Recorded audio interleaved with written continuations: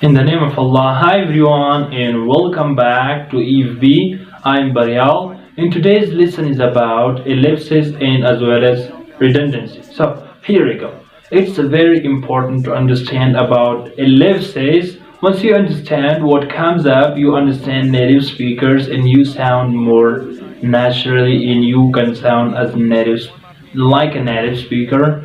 You cannot sound as native speaker. You cannot be as native speaker. You can be like a native speaker because you want to be like that. You are not a native speaker. Do you get it? Now, ellipses, if you want to sound like a native speaker, you need to follow ellipses. You need to have these things. Now, here we go.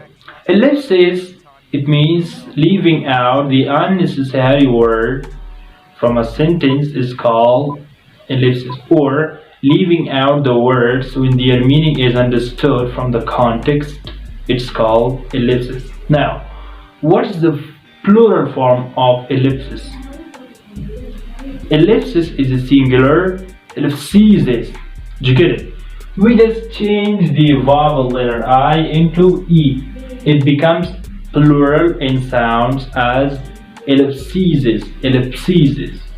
And actually, ellipsis, it's a Latin word, ellipsica, which is taken from a Latin word, ellipsica, which means to remove or delete, as I mentioned in the definition as well. Now, we have two types of ellipses. Before going to the types, let me tell you an example. What is ellipsis? For example, I wanna eat but I can't. I wanna eat but I can't. In this sentence, I do not use the second verb which formally I should use. I wanna eat but I can't eat. But I can't eat. I do not use the verb eat for the second time because it's obvious from this verb. I wanna eat but I can't eat. No need for the second time, or this is how we call ellipsis. Now, what is situational ellipsis?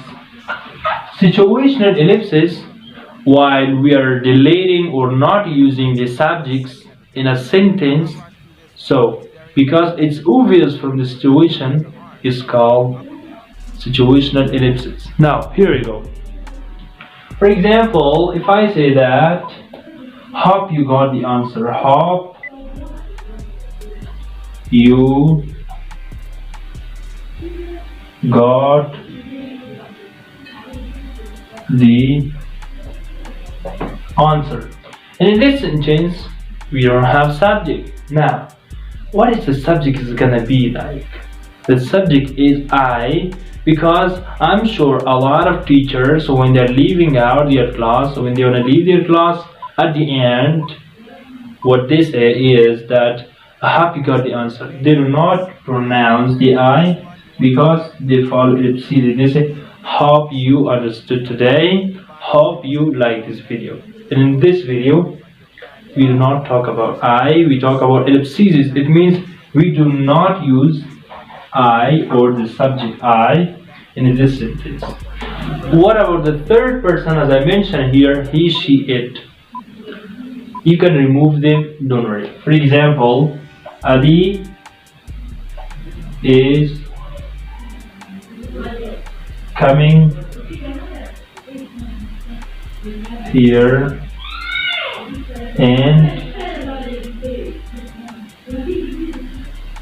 and cooking. Ali is coming here and cooking. We do not use he is cooking because that subject is already understood from this subject. Do you get it? Now, let's get down to you, the subject you, the subject pronoun you. You can remove you with auxiliary verbs when it's used in question. For example, if I say that, do you come? It's a question, but do not use the auxiliary verb and as well as the subject. Just say, if you are talking with someone and you are telling him, come, you wanna come? You wanna come? Don't say you wanna come. Just say, Wanna come? Wanna come? Or wanna go? Wanna go? Wanna teach me? And etc. Now, let's get down to the tag questions. In tag questions, the third person can be removed. For example, if I say that is a teacher, isn't she? When you see the she in tag questions, you directly understand that this subject must be she, because in tag question, from tag question we understand you can remove the third person in tag question as well as in the clause. Now, let's get down to the textual ellipsis. What is a textual ellipsis? Textual ellipsis means that when you remove the words from a context, from text, so it's called textual ellipsis because their meaning is already understood. For example, especially we're in that class. For example, I know he is a student. In this sentence, I know that, but I will not use that because you can remove an objective case that. So that's why we call ellipses. Now, what about two subjects talk about same subject, one of them should be removed. As I mentioned before, I think it's a kind of repetition of that rule. For example, Ali